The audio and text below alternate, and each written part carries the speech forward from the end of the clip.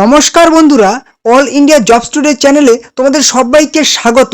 তো তোমরা যারা যারা পোস্ট অফিস জিডিএস এর ফর্ম ফিল আপ করেছো, তোমরা সবাই এখন অপেক্ষা করে আছো জিডিএস এর তোমাদের রেজাল্ট কবে দেবে।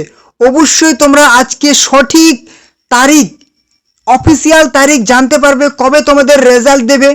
সাথে তোমাদের রেজাল্টে যদি নাম না আসে তোমাদের কি করতে হবে, তোমরা রেজাল্ট কিভাবে চেক করবে, যদি লিস্টে নাম চলে আসে তাহলে তোমাদের কি করতে হবে, ঠিক আছে, সমস্তই জানতে পারবে। এবং নিজের ফোন থেকে তোমরা নিজেদের রেজাল্টটা কিভাবে দেখবে সমস্তই জানতে পারবে। অবশ্যই ভিডিওটি শেষ পর্যন্ত দেখতে থাকো। আর হ্যাঁ, চ্যানেলে যারা নতুন আছো অবশ্যই চ্যানেলটিকে সাবস্ক্রাইব করে দাও, তাহলে সমস্ত রকম এরকম কিন্তু চাকরির আপডেট তোমরা পেয়ে যাবে। ঠিক আছে, সমস্ত রকম আপডেট পেয়ে যাবে, কখন কোন দিন কোন চাকরির ফর্ম ফিল আপ হবে। কারণ তোমরা জিডিএস এর ফর্ম ফিল আপ করেছো মানে বেশিরভাগই ক্যান্ডিডেট কিন্তু মাধ্যমিক পাস। ঠিক আছে, তোমরা অনেকেই নতুন, তোমরা এখন চাকরির জন্য পড়াশোনা করছো, অবশ্যই চ্যানেলটিকে সাবস্ক্রাইব করে রাখো, তাহলে সমস্ত রকম চাকরির আপডেট তোমরা কিন্তু পেয়ে যাবে। ভিডিওটি ভালো লাগলে লাইক করবে, কোনো রকম সমস্যা হলে কমেন্ট করবে এবং ভিডিওটি অবশ্যই তোমাদের বন্ধুদের সাথে শেয়ার করে দেবে। তো চলো দেখে নেবো ডিটেলস। তো সবার আগে দেখে নাও, যদি তোমাদের লিস্টে নাম চলে আসে অর্থাৎ রেজাল্টে যদি তুমি পাস করে যাও, ঠিক আছে, তাহলে তুমি কি করবে। এখানে বলে দিয়েছি, আপন ডিক্লারেশন অফ দ্য রেজাল্ট ঘোষণা হওয়ার পর the short listed candidates will be informed of the result and dates physical verification. যাদের রেজাল্টের মেরিট লিস্টে নাম উঠে যাবে তাদেরকে কিন্তু সেই ফিজিক্যাল ভেরিফিকেশন অর্থাৎ ডকুমেন্ট ভেরিফিকেশনের জন্য তোমাদের কিন্তু সেই ডেট এবং কোথায় হবে সেটা কিন্তু জানিয়ে দেওয়া হবে। কিসের মাধ্যমে? তোমাদেরকে ইমেলে কিংবা এসএমএস এর মাধ্যমে কিন্তু জানিয়ে দেওয়া হবে। এবারে বলেছে, যদি কোনো কারণবশত কারো কাছে যদি রেজিস্টার মোবাইল নাম্বার কিংবা ইমেল অ্যাড্রেসে যদি টেকনিক্যাল ইস্যুর জন্য যদি ইমেল কিংবা এসএমএস না যায় তাহলে কিন্তু সেটা রেসপন্স নয়, ডিপার্টমেন্ট কিন্তু সেটার জন্য দায়ী নয়।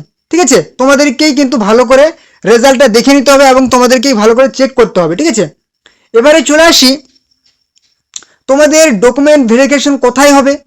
তোমাদের যে ডিভিশনাল কিংবা ইউনিট হেড, ঠিক আছে, ডিভিশন ইউনিট হেড যেখানে আছে তোমাদের পোস্ট অফিসের সেখানে কিন্তু হবে নিজের জেলাতে।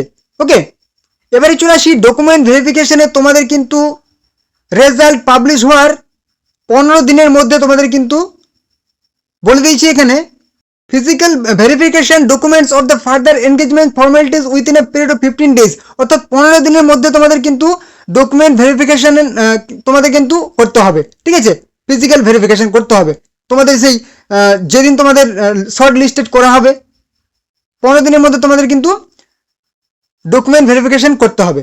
যদি তোমরা 15 দিনের মধ্যে যদি ডকুমেন্ট ভেরিফিকেশন না করতে পারো তাহলে কিন্তু তোমাদেরকে কিন্তু ক্যান্সেল করে দেওয়া হবে অটোমেটিক্যালি। ঠিক আছে, মানে তোমাদের কিন্তু একদম বাদ করে দেওয়া হবে, তোমরা কিন্তু আর পরে চান্স পাবে না। এবারে ডকুমেন্ট ভেরিফিকেশন হবে, কি কি ডকুমেন্ট ভেরিফিকেশন হবে, তোমরা কি সাথে নিয়ে যাবে সেটাকে দেখে নাও।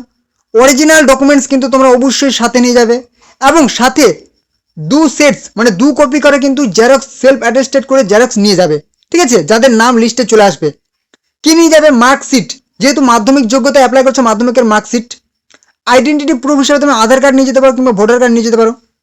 কাস্ট সার্টিফিকেট, তুমি যে কাস্টের আন্ডার হবে সেই কাস্ট সার্টিফিকেটটা নিয়ে যাবে। পিডাব্লিউডি সার্টিফিকেট, যদি তুমি পিডাব্লিউডি হও তাহলে কিন্তু সেই সার্টিফিকেটটা নিয়ে যাবে, না হলে লাগবে না। যদি তুমি ইডাব্লিউএস হও সেই সার্টিফিকেটটা নিয়ে যাবে, না হলে লাগবে না। যদি তুমি ট্রান্সজেন্ডার হও তাহলে সেই সার্টিফিকেটটা নিয়ে যাবে, না হলে কিন্তু লাগবে না। ঠিক আছে, এগুলো সবার জন্য নয়। এবারে ডেট অফ বার্থ প্রুফ হিসাবে তুমি অবশ্যই বার্থ সার্টিফিকেট নিয়ে যাবে, জন্ম সার্টিফিকেট, কিংবা তুমি যদি না থাকে তাহলে কিন্তু মাধ্যমিকের অ্যাডমিট নিয়ে যাবে। এবারে মেডিকেল সার্টিফিকেট অবশ্যই তোমাকে একটা নিয়ে যেতে হবে, বানিয়ে নিতে হবে। ঠিক আছে, গভর্নমেন্ট কি বলেছে, গভর্নমেন্ট হসপিটাল থেকে তুমি পেয়ে যাবে কিংবা গভর্নমেন্ট ডিসপেন্সারিজ থেকে পেয়ে যাবে কিংবা তোমার সরকারি সেই প্রাইমারি হেলথ সেন্টার থেকেও কিন্তু তুমি এটা পেয়ে যাবে।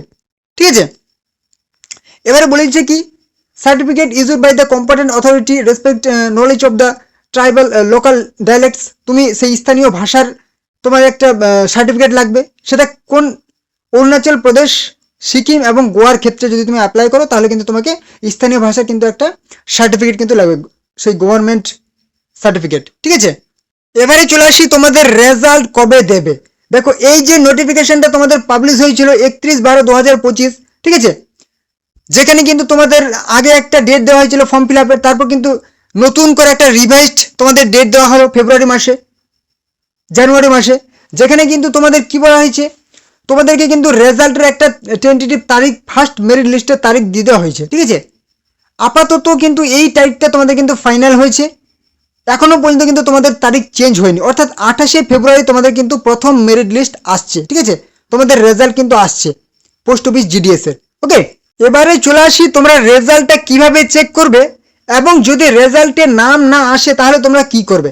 দেখো, এই হচ্ছে কিন্তু অফিসিয়াল ওয়েবসাইট। এই অফিসিয়াল ওয়েবসাইট থেকে তোমাদের কিন্তু রেজাল্টটা দেখতে হবে। এই অফিসিয়াল ওয়েবসাইটের লিঙ্ক আমি কিন্তু ভিডিওর ডেসক্রিপশন বক্সে দিয়ে দিয়েছি, কিংবা তোমরা যদি সেই চলে যাও তোমাদের গুগল কিংবা ক্রোম ব্রাউজারে, সেখানে তোমরা গিয়ে এই যে এই লেখাটা দেখতে পাচ্ছ, এটা কিন্তু তোমরা সার্চ করবে। ঠিক আছে, একদম পরিষ্কার করে লেখা আছে indiapost.gov.in/gds অনলাইন এনগেজমেন্ট। এই লেখাটা তোমরা কিন্তু সার্চ করলে তোমাদের কিন্তু এই পেজটা চলে আসবে, যদি তোমরা ভিডিও ডেসক্রিপশন না খুঁজে পাও। এবারে চলে আসো, এখানে আসার পর তোমরা একটু নিচে চলে আসবে। এখানে আসলেই তোমরা এখানে একটা অপশন পেয়ে যাবে, কি তোমাদের post office GDS engagement first merit list বলে এখানে কিন্তু একটা অপশন চলে আসবে। যদি তুমি সেখানে ক্লিক করো তাহলে কিন্তু তোমার বিভিন্ন সার্কেল চলে আসবে। ঠিক আছে, মানে তুমি কোন সার্কেলের রেজাল্ট দেখতে চাইছো, ওয়েস্ট বেঙ্গল নাকি আসাম নাকি নর্থ ইস্ট, তুমি সেই সার্কেল ক্লিক করবে। তারপর কোন ডিভিশনের রেজাল্ট দেখতে চাইছো সেই ডিভিশন সিলেক্ট করবে। তারপর কিন্তু ফাইনাল তোমরা রেজাল্টটা কিন্তু ডাউনলোড করে নেবে। তারপর তোমার সেই রেজিস্ট্রেশন নাম্বার দেখে কিংবা নেম দেখে কিন্তু তোমরা সার্চ করে নেবে। ঠিক আছে, তো যেহেতু এখনো পর্যন্ত রেজাল্ট তোমাদের পাবলিশ হয়নি, আমি কিন্তু সেটা এখন দেখাতে পাচ্ছি না। অবশ্যই যেদিন রেজাল্ট দেবে আমি কিন্তু তোমাদের দেখিয়ে দেবো। ঠিক আছে, অবশ্যই তোমরা চ্যানেলটিকে সাবস্ক্রাইব করে রাখো, তাহলে সেদিন তোমরা নোটিফিকেশন পেয়ে যাবে যে কীভাবে রেজাল্টটা আরও ডিটেলসে তোমাদের আমি সেদিন দেখিয়ে দেবো। ঠিক আছে, এবারে চলে আসি যাদের রেজাল্ট নাম আসবে না রেজাল্টে। ঠিক আছে, অর্থাৎ তোমাদের প্রথম মেরিট লিস্টে যাদের নাম আসবে না তারা কি করবে। দেখো, যাদের একটু ভালো নাম্বার আছে তারা অপেক্ষা করতে হবে তাদের। ঠিক আছে, কারণ তোমাদের ফার্স্ট যে মেরিট লিস্ট এটাতে কিন্তু যাদের একদম খুবই ভালো রেজাল্ট, অর্থাৎ 90-এর ওপরে আছে, 90-র ওপরে, তাদের কিন্তু প্রথম মেরিট লিস্টে নাম চলে আসবে। ঠিক আছে, এসসি এসটি জেনারেল, ঠিক আছে, জেনারেল তো 95-এর ওপরে থাকতে হবে প্রথম মেরিট লিস্টের ক্ষেত্রে বলছি আমি।